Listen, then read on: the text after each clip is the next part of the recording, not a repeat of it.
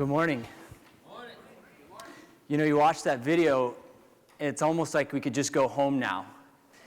Because you watch that and you realize I hope many of you are like me, I haven't been doing as much as I'm capable of doing.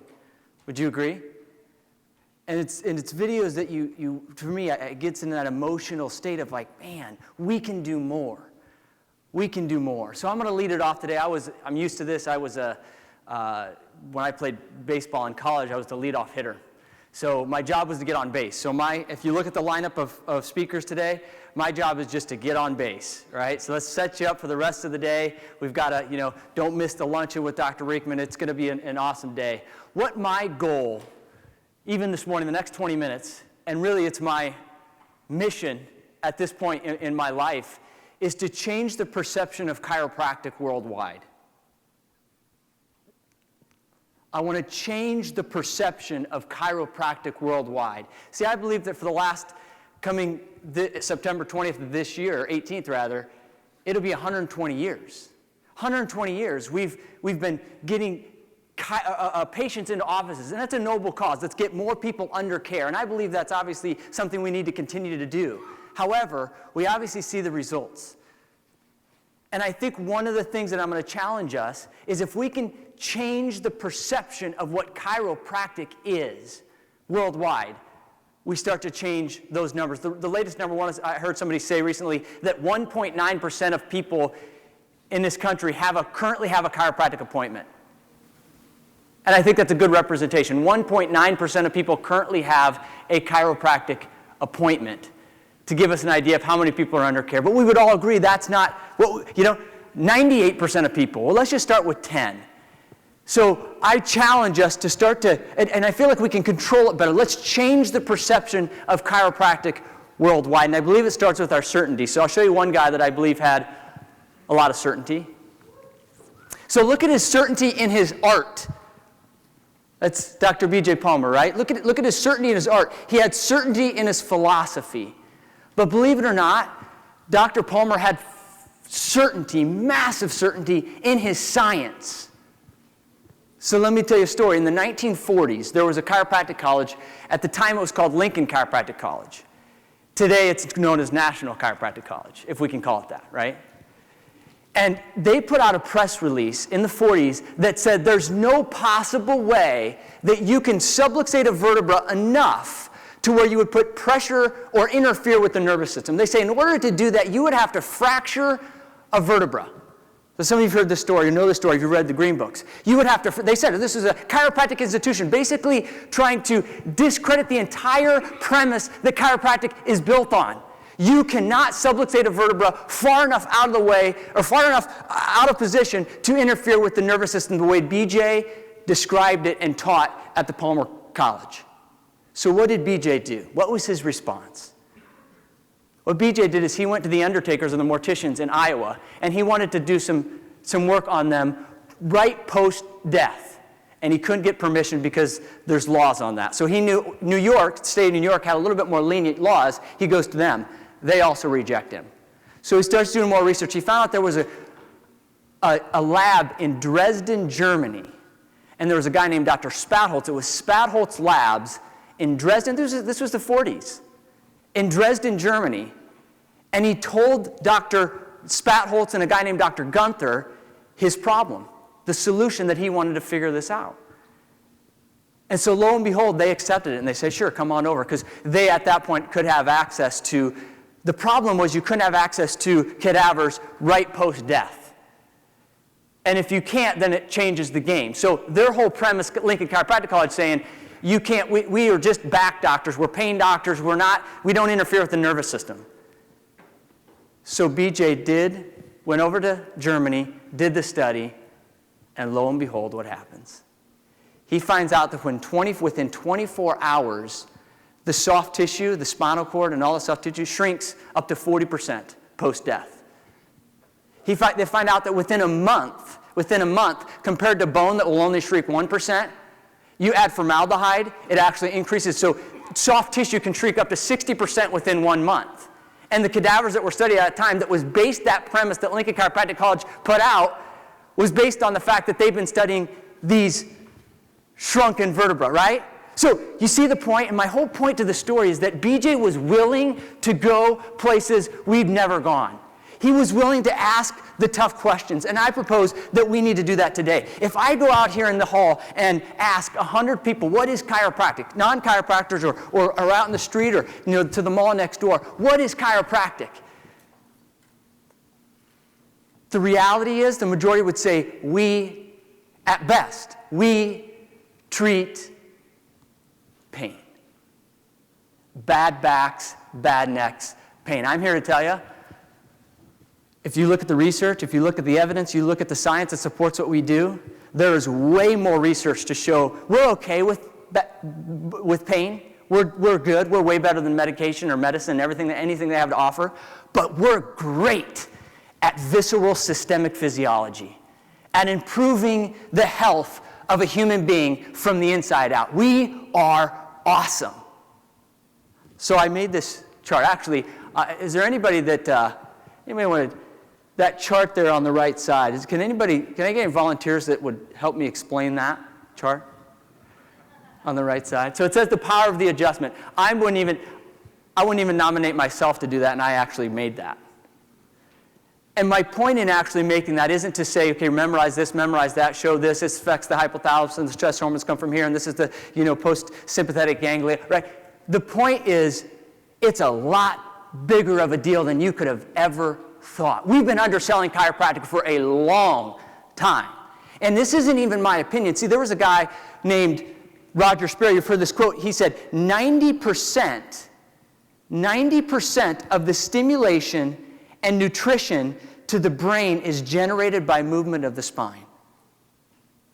So if you think about that, what that means is that if you have abnormal position and movement of a spine, that's, technically speaking, bad news. That's a big deal. If you haven't noticed or maybe heard about this, the research that's done in New Zealand, they have neuroscientists. They put this technology on them. Neuroscientists watching one adjustment. They'll watch one adjustment, and they'll change the brain as much as 4 weeks of behavior and psychological modification can do in one adjustment. Another research shows that one adjustment improves the strength and recovery of a muscle more than 6 weeks of weight training. That's you. That's chiropractic. That's what we do. Yet so many want to relegate us down to pain. And the majority of chiropractors, I would say the majority of it was one of my burdens, one of my missions to say that underneath that premise, it makes no sense. We're not pain doctors. Here's an example. So this is a girl named Ashley Blocker.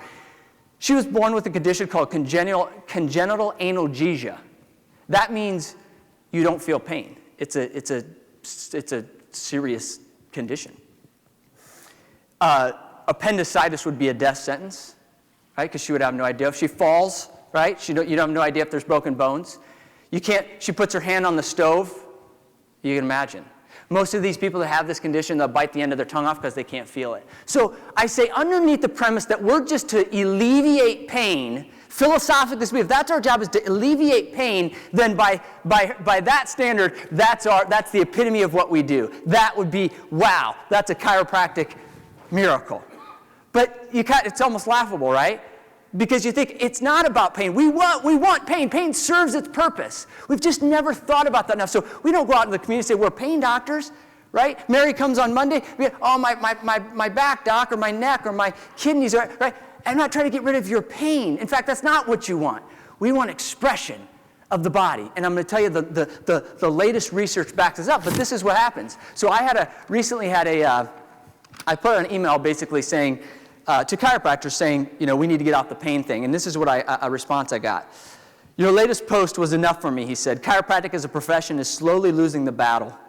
In the past 10 years, 30% less people see chiropractors. We need proper evidence and research and stop fighting medicine. If we have to revert to treating pain, then that's at least a start. As we become more recognized, then yes, we can get back to the real stuff. But this all or nothing attitude will result in nothing. I disagree. I vehemently disagree. Not only do I disagree, I think that So I would again say, using chiropractic care for pain relief is like buying an iPhone just for the calculator, right? So I want to just encourage you guys, and this is the thing that I want to make sure I get across. What you do is so profound. And I'm not saying that just from a philosophical stance, even though I can prove it to you on that level.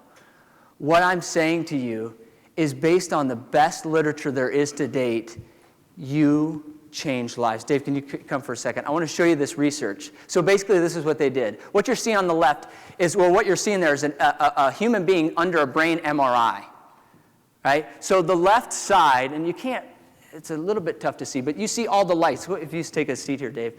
What they did is they put a human under an MRI, you sit there, and then put your foot here. And all they did, so when any stress or any response your brain has to respond to, so all they did is they laid him in an MRI, and they moved his ankle, and they saw how the brain responded to this stress. So you could, again, that's a physical stress, but it could be emotional stress or chemical stress. They were pointing out a stress on the body, how does the brain respond? And what you're seeing on the left there is how the brain responded initially. You see, it looks like you're driving over a city or flying over a city, all those lights. You see all those areas lit up in the brain? That's the areas of the brain that recruited, that it needed to actually deal with this stress. So that's the left. What happened from the left to the right? One chiropractic adjustment, put him back underneath the brain MRI, did the same stress, and what you see on the right is now what the brain is doing in dealing with that stress. So what do you think about harmony, right? Balance, more efficiency, less energy. See, this, and let me just, this is a game changer. Not only in, thanks, Dave. Give him a round of applause. From Houston, Texas. So let me just tell you what this means, though, here in the last couple of minutes. So this changes all brain chemistry, right? This also, do you see those four, Reggie Gold, the chemistry of life? Reggie Gold was more right than he even knew when he talked about chiropractic changes chemistry, the chemistry of life. All the latest literature today, best PubMed. See, be proud to be a chiropractor. I had a doctor go and say, when I heard you speak, he said, then I was on the treadmill next to a cardiologist, and he goes, I always go like 5 treadmills down because I don't want to talk to him. He goes, after I heard you speak, I went right next to him because I was proud, and I know that if we're going to engage in a conversation, you better believe that what we do is powerful, it's backed up, it's evidence, it's better than anything they have to offer. Right? So brain chemistry, epinephrine, norepinephrine. So Reggie Gold said it best. We changed chemistry. You know what other thing Reggie Gold's right? He said, and don't tell this to your patients, he said chiropractic adjustment's a lot like sex. Even if it's bad, it's still good. Don't tell that. Don't say that on Monday. But these two chemicals right there, norepinephrine and epinephrine, you have to know that when you change underneath your hands of an adjustment, when you change that, it literally changes everything for them. I've got one piece of literature that says everything from cancer to heart disease to diabetes to rheumatoid arthritis to type 1 and 2, autoimmune disease, all of that changed by those chemicals, and you do that with an adjustment. Anti-aging, you do that with an adjustment. Lengthening telomeres, reducing, you do that with an adjustment. Don't take a back seat to anybody, ever, ever.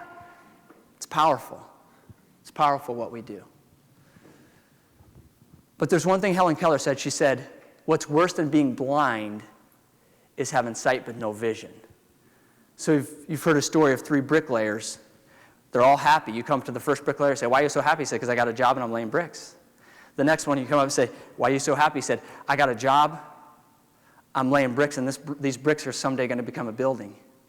And the third one, you go, why are you so happy? He said, I've got a job, I'm laying bricks, these bricks are going to become a building, and this building is going to be the building, this is going to be the school that my son goes to. And between me and this school building, it's going to be everything that my son's going to become to be. And so you better believe I'm laying each brick exactly perfectly in the best of my ability. So the question is, how do you see your patients on Monday when they go face down? Or your report of findings. How do you see chiropractic? What's your vision? My vision for this information and the latest up-to-date literature based on PubMed research is that it will transform healthcare, period. What do you see that when you see a caterpillar? You see that? How about this, an acorn? What do you see? Right? And then obviously, what do you see? Because at the end of the day, it was and it will always be about the power. This is our decade. Thank you.